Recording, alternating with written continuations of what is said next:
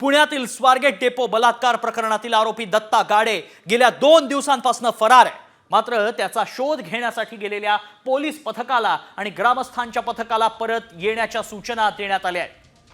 25 acre परिसरातील शेतशिवाराची पाहणी करूनही दत्ता गाडेचा शोध काही लागलेला नाही आणि त्यामुळे या पथकाला माघारी बोलावण्यात आलंय। त्यामुळे आता दत्ता गाडे सापडणार कधी असा सवाल उपस्थित झालाय।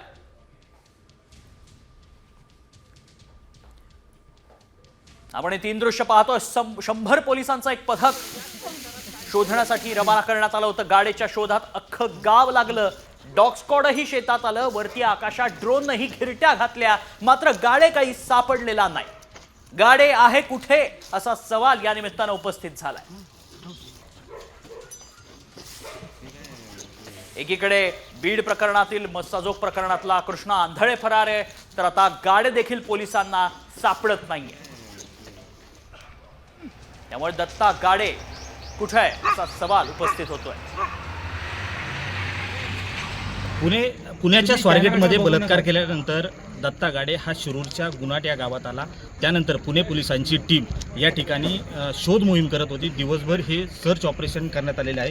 ही 100 पोलिसांची टीम जी आहे ही 25 एकर ऊसाची शेती, मक्याची शेती यामध्ये सर्च ऑपरेशन केलं। त्याचबरोबर या पोलिसांना ड्रोनच्या माध्यमाने कमांड देण्यात आली होती। मात्र हा संपूर्ण परिसर बिबट्याच्या दहशतीखाली आहे।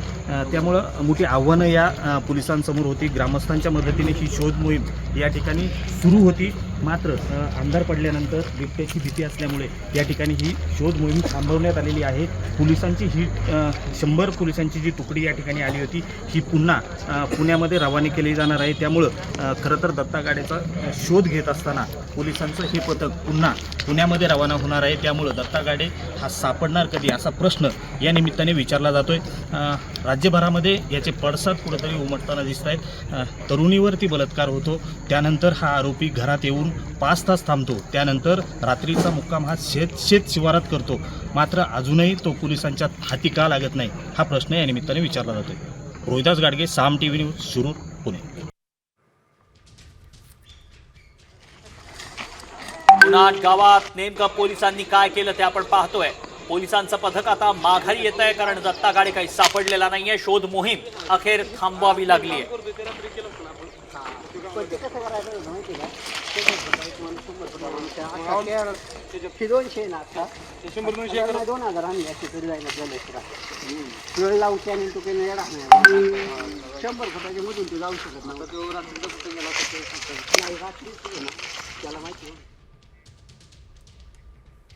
आणि दत्ता गाडेचा नवीन फोटो देखील आता साम टीव्हीच्या हाती लागलाय। सगळ्यात आधी हा फोटो साम टीव्हीनं तुमच्या समोर आणलाय। दत्ता गाडे आता असा दिसतोय।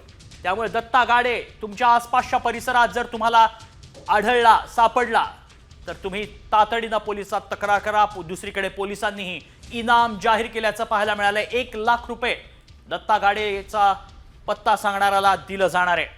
स्वारगेट शिवशाही बलात्कार प्रकरणातील नराधम आरोपी दत्ता गाडेचा हा नवा फोटो आहे। साम टीव्हीच्या हाती हा फोटो लागलाय।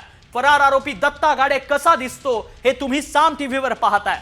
दत्ता गाडेचा हा फोटो आता पोलिसांनीही सगळीकडे व्हायरल केलाय। त्यामुळे तुमच्या आसपासच्या परिसरात, खास करून शिरूर परिसरात, शिरूरकरांनो, तुमच्या परिसरामध्ये जर दत्ता गाडे तुम्हाला आढळला तर पोलिसांना तातडीनं संपर्क साधा आणि 1 लाख रुपयाचं इनामही मिळवा।